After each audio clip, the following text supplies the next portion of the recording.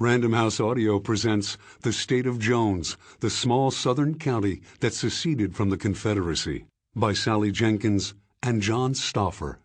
Read for you by Don Leslie. Prologue. The South's Strangest Soldier. 1921, border of Jones and Jasper Counties, Mississippi. The newspaper man drove his big city car along a rutted red clay country road, sending up garlands of Mississippi backwoods dust. Newton Knight was hard enough to find when he was living. Dead, he would always be a fugitive, the newspaper man supposed. The old Civil War guerrilla was said to be nearing 90 years of age, and it wouldn't be long before he escaped his worldly pursuers and went to the grave, and plunged straight to hell, his enemies hoped. But before he did, the newspaper man intended to take down his story with an honest pen. The chance to interview Knight was an irresistible summons to Meigs O. Frost, an Andover and Harvard-educated correspondent for the New Orleans Item. Frost, 38, was always on the lookout for a rich subject. He'd made a career out of exploring the queer angle, the surprising complication, and the buried secret. Newton Knight qualified on all of these counts. There wasn't a more controversial or reclusive Civil War figure in the South. He'd still be debated long after the last headstone of the oldest combatant was covered with moss, Frost guessed. Frost pressed the gas of his black Model T and endured the jouncing of his wheels, the rattling of the shutter hood, and laboring of the crankshaft. The rough road, littered with stones and pine boughs, wound through steep, wooded fields and across the crest of a lonesome, timber-covered ridge. At last, a clearing opened up. Frost braked to a stop with the sound of "Ahooga" from the brass horn. He sat on the cape of a remote hill with a sentinel-like view of the surrounding ridges. It was a place that suggested guardedness rather than peace. Before him was a weather-beaten cabin, sheltered by lofty pines and crooked oaks, the sort the Confederate cavalry had hung traitors from. Frost got out of the car, and as the dust swirled around his cuffed pants and city shoes, he felt the stir of anticipation. He just might get the answers to some long-asked questions. Everyone had an opinion about the man whose loyalty to the Union had caused him to betray the South. But no one had ever heard the opinions of Newton Knight himself. Knight's role in Civil War Mississippi had been argued over ever since the surrender. The debate as to who he was and what he meant by his actions raged on, in old letters in school-taught hands, overlooked depositions, and wartime documents. Only one characteristic of the man did they all agree on. "Just a fightin' fool when he got started," a friend described him. From 1863 to 1865, Knight, an anti-slavery farmer in Jones County, Mississippi, led an insurrection against the Confederacy. For 2 long years he fought a war from within, successfully evading every bloodhound and tough-booted rebel that came after him. Working side by side with blacks and fellow fugitives, he raised the American flag in the marrow of the South, Confederate President Jefferson Davis's home state, and became such an effective opponent that in the last year of the war, exaggerated reports circulated that he and his compatriots seceded from the Confederacy and formed a separate government. The phrase, "the Free State of Jones," earned a storied, if apocryphal, place in Mississippi and in the American imagination.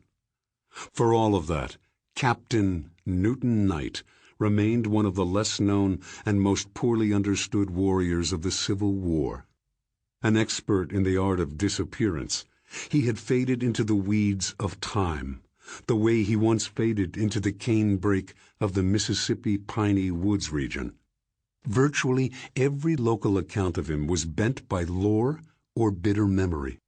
Depending on who told the story, he was called a hero, outlaw, soldier, or murderer.